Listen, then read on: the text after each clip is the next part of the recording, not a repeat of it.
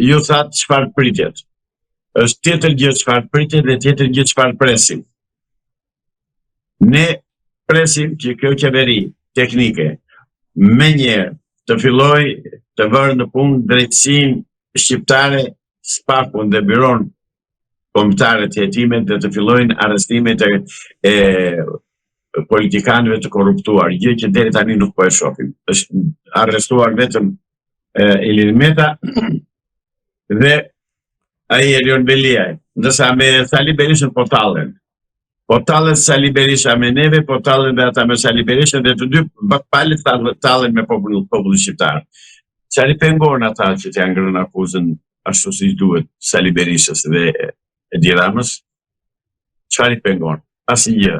Thjesht është vegël në dorë të tyre. Drejtësia shqiptare është robinj, është instrument në dorë të politikës aktuale shqiptare. Të këtë spektri politik shqiptar janë në dispozicion të atyre, jo në dispozicion të Shqipërisë dhe të mbarbajtjes së gjërave. Tjetër çfarë presim? Presim që të ndryshojë dhe të abrogohet ligji 7501 se kundërstave profesor Pilinçi dhe prona të shkojë tek i Zoti. Njëkohësisht presim që të shpronsohen të gjithë oligarkët dhe hajdutët politikanë të Shqipërisë që janë bërë miliarderë në një kohë rekord të pamendueshëm në botën kapitaliste për 30 vjet të ketë miliarderë Shqipëria.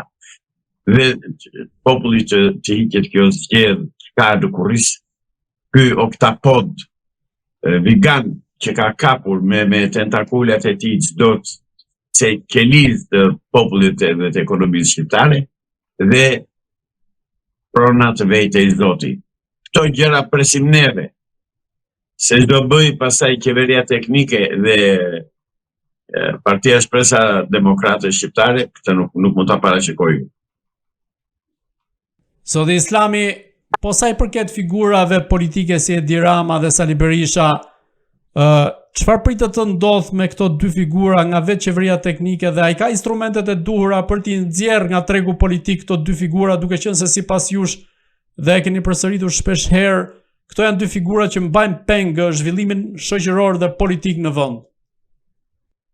Edhe njëherë po e ritheksoja atë që thash pak më përpara. Nuk e di çfarë pritet, di çfarë presim ne.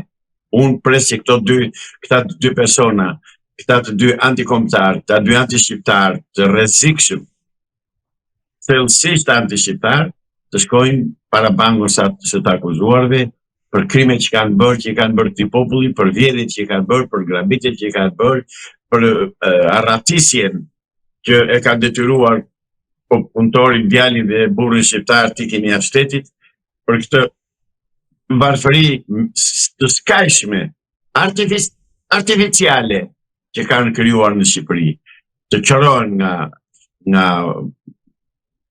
politika, tikin nga sytë këmbët, mirë është të vënë në burg, sepse në burg e kanë vendin, të kthejnë parat që kanë vjedhur këtij populli, të dorëzojnë pronat që kanë bërë me djersën e me gjakun e popullit dhe të shkojnë në burg. Këtë presun se ç'pritet nuk e di, se çfarë do bëj Partia Demokrate Shqiptare nuk jam në gjendje të them, sepse nuk e di. Di që në programin e saj ka këto gjëra që thash pak më përpara. Di që në programin e saj ka vendosur dhe ka vënë në projekt një kushtetutë të re shqiptare, simbas modelit amerikan të kushtetutës amerikane, me 41 senator dhe 80 deputet dhe me një president. Këto presim të bëhen.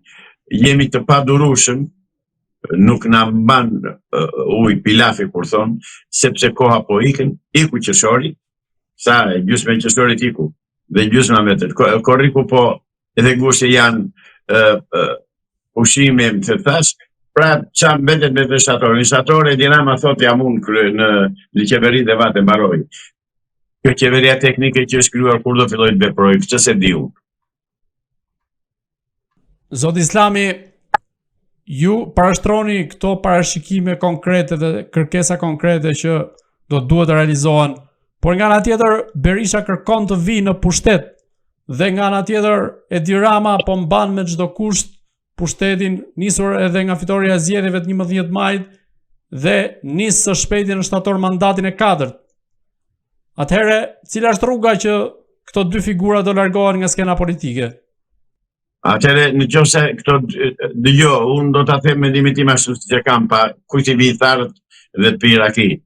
Zotëri, këta duhet të largohen me çdo mjet nga pushteti, me çdo mjet, me çdo mënyrë. Me të gjitha mënyrat që ka prodhuar mendja dhe shoqëria njerëzore sot. Se këta vetë nuk i ki. Kjo ka marrë fund. Pra, guri i provës dhe guri i themelit për Partinë Shpresa Demokrate është marrja e pushtetit nga partia, nga qeveria teknike dhe arrestimi këtyre të dyve. Ndryshe, Shqipëria ka mbaruar. Si duhet të përgjigje vetë shqiptarët në këtë rast, duke u referuar edhe kësaj lëvizje të fundit të Pilinçit, dhe cili duhet jetë reagimi i tyre, duke qenë se pati edhe një bojkotim deri diku të zgjedhjeve, sidomos të shtresës gri në 11 maj.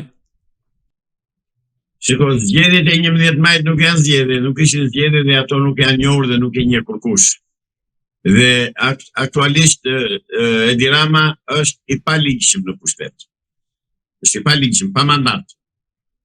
Ndërsa përsa e përket atij kriminalit tjetër dhe hajdutit Sali Berisha, ai ka mbrojtje nga jashtë, unë s'kam që i them tjetër, nuk di nuk e di kush e mbron tjetër. Pra shikoj që ka një mbrojtje nga ndërkombëtarët, se ku e se qysh dhe sepse nuk e di, që të mbrosh Sali Berisha të mos e çosh para hekurave edhe para bankës të akuzuarve për këto që ka bërë, deri më sot që janë të dokumentuara të faktuara, që të mos arrestosh Edi Ramën për këtë krim, për këto krime monstruoze që i ka bërë ekonomisë dhe popullit shqiptar që janë 12 vjetëve, që të mos e çosh në bankën e të akuzuarve Edi Ramën që ka 28 vjet ka në pushtet, Ceaușescu 22 vjet bëri në pushtet dhe e ekzekutuan. Ndërsa këta hypin në krye të partive dhe vdesin aty me shembullin e Gjak Pirsit që janë trashëgimtar të tij të Enver Hoxhës. Pra, kjo praktik politike në Shqipëri duhet të zhduket njëherë për gjithmonë. Dhe kjo nuk zhduket me lutje, as me protesta paqësore. Kjo punë zhduket ashtu, kjo forcë politike, kjo klasë politike duhet të zhduket nga sfera politike shqiptare. Mjetet populli dhe t'i gjej vetë. Cili do t'jetë roli i Shteteve të Bashkuara në këtë rast për t'i nxjerrë nga skena politike pikërisht këto figura të politikës shqiptare që e kanë dominuar atë përgjatë këtyre 30 e ca viteve? Dhe të dalën të prononcojnë dhe të thonë, unë nuk e di, unë nuk ndjek politikë, nuk zbatoj politikën amerikane, se nuk e kam atë mënyrë, atë mundësi. Amerikanët e shikojnë çfarë po bëhet. Po e thekse prapë kam të ndërë tjera. E shikojnë shumë mirë se çfarë po bëhet në Shqipëri. Të dalin zot atyre që thonë, ose të rinë dalë rehat në fatkeqësinë tonë, në hallin tonë. Dy rruga, o do mbështesin një forcë politike që është për të rrëzuar këta dy nga pushteti dhe për t'i futur atje ku kanë vendin, ose do t'i mbajnë se si duket këta u mbushin çantat me miliarda dollar, jo më me miliona tani atyre perëndimorëve, edhe ata nuk ndihen. S'ka ashtu, do me thënë një tjetër. Çështja është e shtruar për zgjidhje në Shqipëri.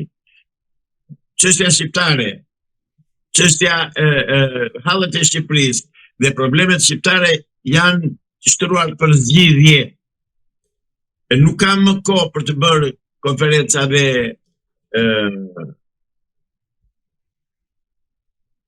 kongrese. Shqipëria është në ditë të hallit dhe Shqipëria nëse ka miq o sot o kur